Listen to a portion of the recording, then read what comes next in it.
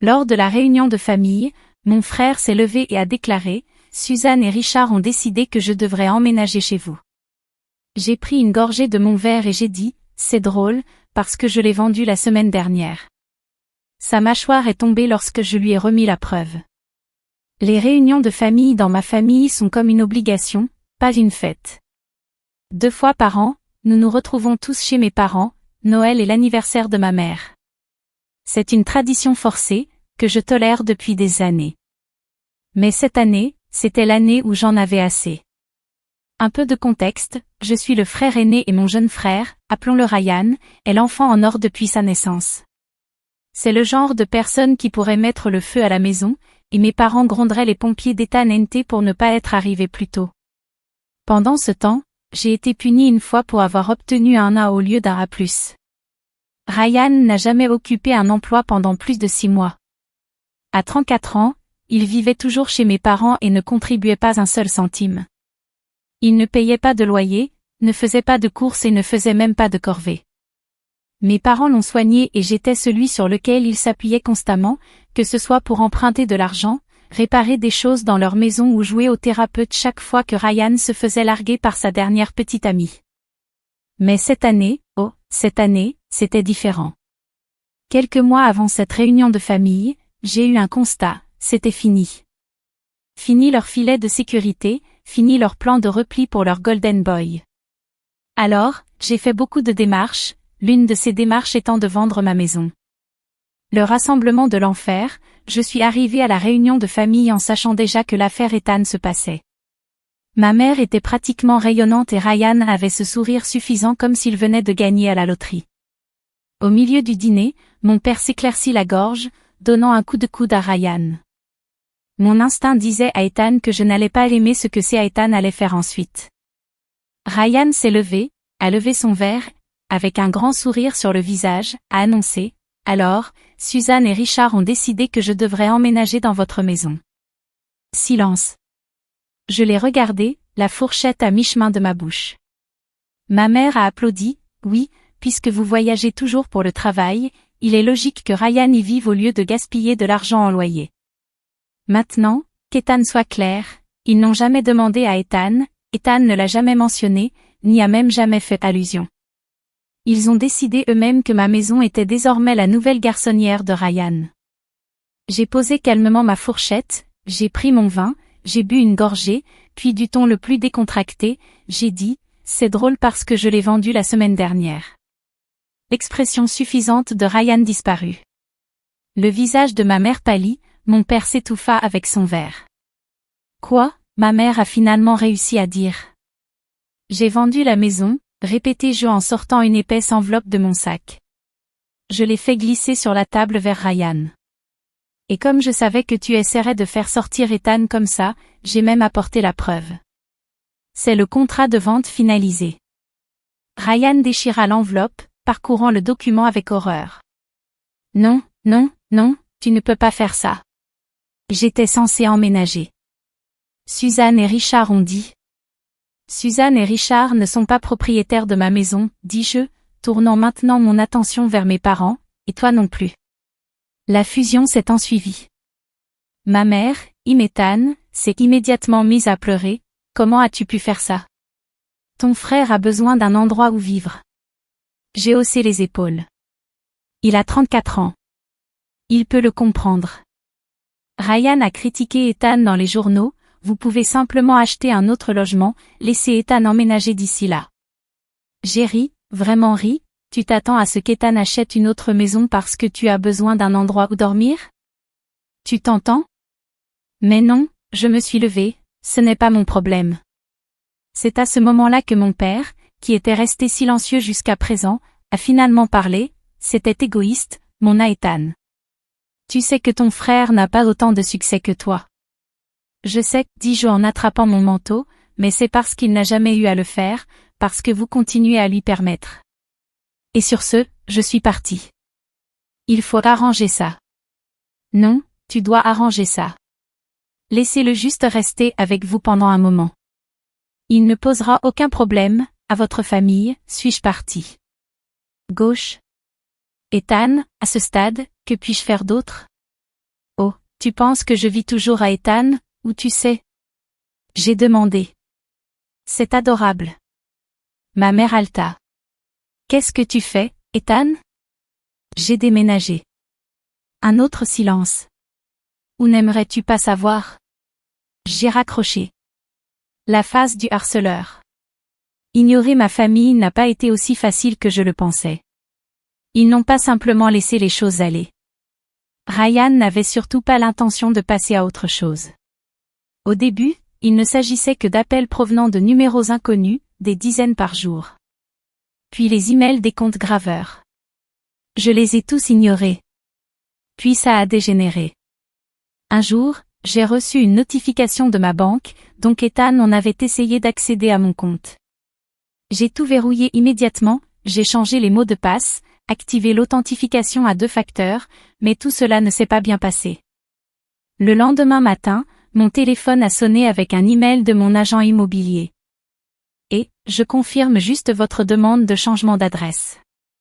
Que diable? Je l'appelais immédiatement Ethan. Quelle demande? Elle m'a expliqué qu'un certain Ethan avait appelé en se faisant passer pour Ethan et m'avait demandé ma nouvelle adresse. Ils ont même donné à Ethan mes informations personnelles, mon ancienne adresse Ethan, ma date de naissance. Mais mon agent immobilier a eu des soupçons lorsqu'il n'a pas pu répondre à une question de sécurité de base. Je savais exactement qui était derrière tout ça. Ryan. C'était une folie d'un niveau supérieur. Il n'était pas seulement fou, il cherchait Ethan. L'affrontement. J'ai décidé que j'en avais fini de jouer en défense. Ryan voulait une guerre? Bien. J'ai débloqué mes parents. Dès que je l'ai fait, le numéro de ma mère a illuminé mon écran. J'ai répondu. Qu'est-ce qui ne va pas avec Ryan? J'ai craqué. En fait, elle avait le culot de paraître offensée. Pourquoi es-tu si en colère? Tu ne nous as pas parlé depuis des semaines. Vous Ethan et les semaines où Ryan a tenté de commettre un vol d'identité? Ma mère est devenue silencieuse. Ouais, c'est vrai, dis-je. Dites à Ethan pourquoi votre Golden Boy essaie d'obtenir mes informations privées. Il ne ferait pas ça. Oh, donc c'était une coïncidence si quelqu'un a essayé de changer mon adresse, si quelqu'un a essayé d'accéder à ma banque, une coïncidence qui n'a commencé qu'après que j'ai coupé la parole à Ryan? Ma mère soupira.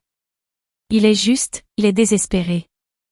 Tu l'as abandonné, sa vie est ruinée, et tout ce que tu fais c'est te moquer de lui. Non, il a ruiné sa propre vie, ai-je crié. Et s'il continue comme ça, j'irai voir les flics. Cela a finalement suscité une réaction. Les flics? Elle a crié. Oui, les flics. J'ai des preuves, alors dis à ton petit garçon de reculer ou je ferai en sorte qu'il passe autant de temps que de qualité derrière les barreaux. Elle supplia, s'il te plaît, parle-lui, juste, aide-le une dernière fois, Ethan. Je laisse échapper une inspiration lente et profonde. Mettez-le au téléphone. J'ai entendu la lutte, puis la voix de Ryan, toujours aussi suffisante. Oh, maintenant tu veux parler? Je veux juste savoir une chose, Ryan. Silence. Je me suis penchée. Quel était ton plan si tu obtenais mon adresse? Allais-tu te présenter et exiger que je remets mon nouveau logement? Il n'a pas répondu. Tu pensais sérieusement que je ne riposterais pas? J'ai ri froidement. Tu as toujours pensé que j'étais ta sécurité, que quoi qu'il arrive, je t'attraperais. Mais devine quoi, j'ai coupé le filet. Donc si tu tombes maintenant, tu heurtes violemment le sol. Tu penses que tu es meilleur qu'Ethan, siffla-t-il. Non, je sais que je suis meilleur que toi. J'ai raccroché. Torsion. L'acte final n'est pas encore terminé.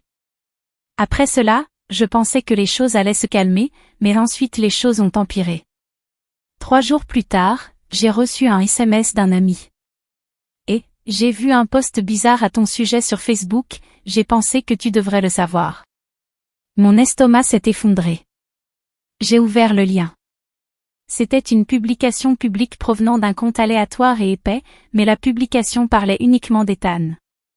Des mensonges fous et tordus. On prétendait que j'avais abandonné mes parents mourants, que je leur avais volé de l'argent, que j'étais une personne horrible et égoïste qui avait laissé ma famille souffrir pendant que je m'enfuyais pour vivre pour avoir envie d'une nouvelle vie. Les comme Ethan NTS étaient pleins de gens qui en mangeaient. Waouh, dégoûtant. Comment quelqu'un d'autre pourrait-il faire ça à sa propre famille? J'espère qu'ils perdront tout. Puis j'ai vu qu'il avait partagé, Ryan et ma mère.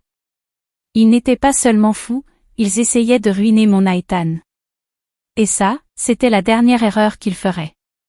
La trahison est profonde. J'aurais aimé pouvoir dire que j'ai été surpris, mais honnêtement, je ne l'étais pas.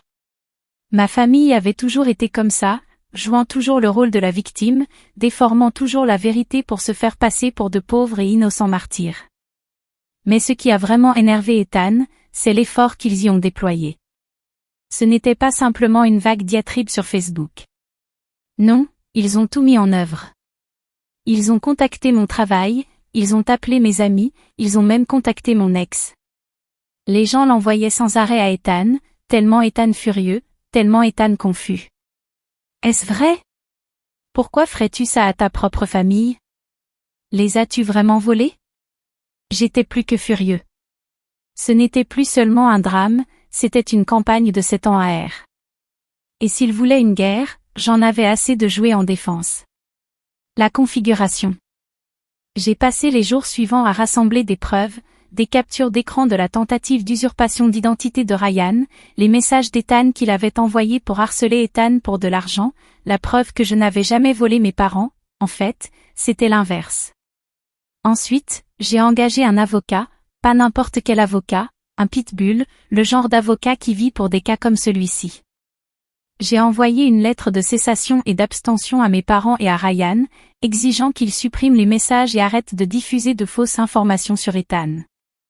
Je m'attendais à ce qu'ils reculent. Je pensais qu'ils auraient peur, qu'ils supprimeraient tout et qu'ils finiraient par se taire. J'ai eu tort. Au lieu de cela, Ryan a doublé la mise. Le dernier pari de la famille. Une semaine plus tard, j'ai reçu un véritable avis juridique par courrier. Mes parents et Ryan poursuivaient Ethan en justice. J'ai regardé les journaux, complètement abasourdi. Ils affirmaient qu'ils étaient en détresse émotionnelle, que je les avais abandonnés, que je les avais abusés financièrement, que je les avais laissés sans ressources alors que je menais un style de vie somptueux. J'étais assis là, tenant les papiers, essayant de ne pas rire de la pure folie de tout cela. Ils n'avaient aucun argument, mais ils comptaient sur une chose, j'aurais trop peur pour riposter. Grosse erreur. Le désastre de la salle d'audience. La première audience a été un désastre pour eux. Ryan s'est présenté dans un costume qui ne lui allait pas, ressemblant à un enfant en train de se déguiser. Mes parents étaient assis à côté de lui, de fausses larmes prêtes. Leur avocat était tellement Ethan Budget, un type bas de gamme qui a clairement pris leur cas sur un coup de tête. Affaire classée, annonça triomphalement mon avocat. Nous avions présenté des documents financiers prouvant que je n'avais jamais volé un centime, des captures d'écran de Ryan harcelant Ethan pour de l'argent et une preuve de la tentative d'usurpation d'identité. Le juge a jeté un coup d'œil aux Ethan devant eux et a dit en gros, « Vous plaisantez, Ethan ?» L'affaire a été rejetée. Ryan l'a perdu. Ce n'est pas juste, a-t-il crié dans la salle d'audience, elle aurait gâché ma vie. Le juge lui lança un regard noir. Monsieur, si vous ne vous calmez pas, vous serez méprisé. Et juste comme ça, le grand plan de vengeance de ma famille leur a explosé au visage. Mais je n'avais pas fini. Le coup final a été porté le lendemain lorsque je les ai poursuivis en justice pour diffamation, détresse émotionnelle et harcèlement. Ryan ne l'a pas pris au sérieux, il a ri du procès, convaincu que je bluffais, jusqu'à ce que le tribunal se prononce en ma faveur. J'ai gagné un règlement à 5 chiffres, et comme mes parents avaient co-signé les dettes de Ryan, devinez quoi? Ils ont dû payer. Ma mère a supplié Ethan de ne pas appliquer le jugement. Je suis ta mère, sanglotait-elle, s'il te plaît, ne fais pas ça. Tu aurais dû y penser avant d'aider Ryan à essayer de détruire ma vie, rétorquai-je. Elle a crié Ethan à Ethan, l'a traité de sans cœur, mais je m'en fichais. Je me suis assuré que chaque centime était collecté. Ryan a fait faillite, mes parents ont fait naufrage financièrement, et Ethan? J'ai pris mon argent et je n'ai jamais regardé en arrière. Mais alors, un dernier rebondissement. Des mois plus tard, j'ai reçu un email de Ryan avec pour objet « Vous gagnez, mais vous devriez le savoir ». J'ai failli ne pas l'ouvrir, mais la curiosité a pris le dessus sur Ethan. L'email était court. Suzanne et Richard ont également menti à Ethan. Ils ont dit à Ethan qu'ils avaient mis en place un héritage pour Ethan, que si j'attendais, on prendrait soin de moi. Ils n'ont jamais sauvé un dit Ethan. J'étais censé avoir la maison, votre maison. C'est pourquoi ils ont poussé Ethan à emménager, parce qu'ils avaient besoin que vous la gardiez pour que j'aie ce truc d'Ethan. Je regardais l'écran, le cœur battant. Puis c'est à Ethan le kicker. Ils sont très endettés, pas seulement à cause du procès. Ils doivent de l'argent aux gens, aux méchants, et maintenant qu'ils sont fauchés, devinez qui ces gens s'en prennent? Mon sang s'est glacé. Je savais que mes parents n'étaient pas doués avec l'argent, mais de mauvaises personnes? À quel point parlons-nous? Et juste comme ça, j'ai réalisé que ce n'était pas fini. La vérité, c'est que Ethan s'effondre. Après avoir lu l'email de Ryan, je suis resté assis là pendant un long moment, juste en train de traiter. Mes parents avaient menti à tout le monde, pas seulement à Ethan, pas seulement à Ryan, à tout le monde. Ils n'étaient pas seulement mauvais avec l'argent, ils n'avaient pas seulement le droit, ils étaient en contact avec les mauvaises personnes, et maintenant ces gens cherchaient un salaire. Et si mes parents n'avaient pas d'argent, alors Ethan allait être blessé. J'avais deux choix, m'en aller, les laisser s'occuper de leur propre Ethan, ou découvrir à quel point c'était vraiment grave. Contre mon meilleur jugement, j'ai décidé de le découvrir. Creuser la terre n'a pas pris longtemps. Quelques appels à d'anciens contacts, quelques enregistrements retirés et la vérité a frappé Ethan comme un train. Mes parents devaient plus de 100 000 $, non seulement aux banques, aux sociétés émettrices de cartes de crédit, mais aussi aux usuriers. Et Ryan? Il s'avère qu'il n'était pas le seul à avoir commis une erreur. Mon père avait un problème de jeu, ma mère le couvrait depuis des années. Quand leur argent s'est épuisé, ils ont commencé à emprunter. Lorsque leurs emprunts ne suffisaient pas, ils faisaient des promesses qu'ils ne pouvaient pas tenir. Et quand j'ai vendu ma maison, c'était le dernier filet de sécurité dont ils pensaient disposer. Maintenant qu'il ne restait plus rien, Ethan venait le chercher. Le plaidoyer désespéré de Ryan est arrivé à Ethan 2 jours plus tard. Ryan s'est présenté à ma porte. Je ne sais même pas comment il a trouvé Ethan, mais il était là, échevelé, désespéré, effrayé. Il ne ressemblait en rien à l'idiot suffisant avec lequel j'avais grandi. « J'ai besoin de votre aide, dit-il. » J'ai croisé les bras. Pourquoi ferais-je ça? Ses mains tremblaient. Parce que si tu ne le fais pas, alors Ethan va mourir. Pour le premier Ethan de ma vie, j'ai vu une vraie peur dans les yeux de Ryan. Ils ont accompagné Ethan à la maison, murmura-t-il. Suzanne et Richard pensaient pouvoir s'en sortir. Ils avaient tort. Ce qui s'est passé? Ai-je demandé, mon estomac se tordant. Ryan déglutit difficilement. Ils ont saccagé l'endroit, ont pris tout ce qui avait de la valeur et ont laissé un avertissement. Quel genre d'avertissement? J'ai demandé. Ryan a remonté sa manche, il y avait sur son avant-bras une ecchymose profonde et fraîche. Ils ont dit à Ethan que s'ils ne recevaient pas leur argent bientôt, la prochaine fois, ce ne serait pas seulement un avertissement. Je laisse échapper une lente inspiration. Alors, qu'attends-tu qu'Ethan fasse? Rembourser leurs dettes? Ryan secoua la tête. Non, j'attends de toi que tu aides Ethan à les éliminer. La configuration de la justice. Je ne voulais pas m'impliquer. J'avais passé des années à m'éloigner de l'Ethan de ma famille, mais là, c'était différent. Alors, j'ai fait ce à quoi ils ne s'attendaient pas qu'Ethan fasse. Je suis allé voir la police et je leur ai tout donné, le faux procès qu'ils avaient intenté contre Ethan, la tentative d'usurpation d'identité, la fraude, la preuve de leur dette. Et puis, j'ai prévenu les usuriers pas avec de l'argent, oh non, avec des preuves. Je leur ai montré exactement combien mes parents possédaient, comment ils avaient caché des biens, comment ils avaient menti à tout le monde. En une semaine, mes parents ont été arrêtés fraude, évasion fiscale, criminels liés à la dette. Ils avaient arnaqué des gens, menti, emprunté de l'argent qu'ils n'avaient jamais eu l'intention de rembourser, et maintenant ils allaient en prison. Et Ryan? Ryan avait un choix à faire. Il pourrait continuer à courir, ou enfin grandir. Pour le premier Titan de sa vie, il a fait ce qu'il fallait.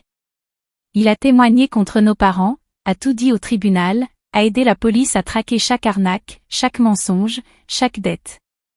Cela n'a pas effacé ce qu'il avait fait, mais c'était la première étape vers une amélioration de sa propre vie. Il a eu une probation, des travaux d'intérêt général, un nouveau départ. Et Ethan? Je suis parti pour de bon. Justice rendue. Mes parents ont été condamnés à 5 ans de prison, Ryan a repris sa vie en main, et Ethan? J'ai finalement obtenu ce que je voulais depuis des années, la paix. Plus d'appels téléphoniques, plus de manipulations, plus de drames. J'étais libre, et pour le premier Titan de ma vie, ça faisait vraiment du bien. La fin.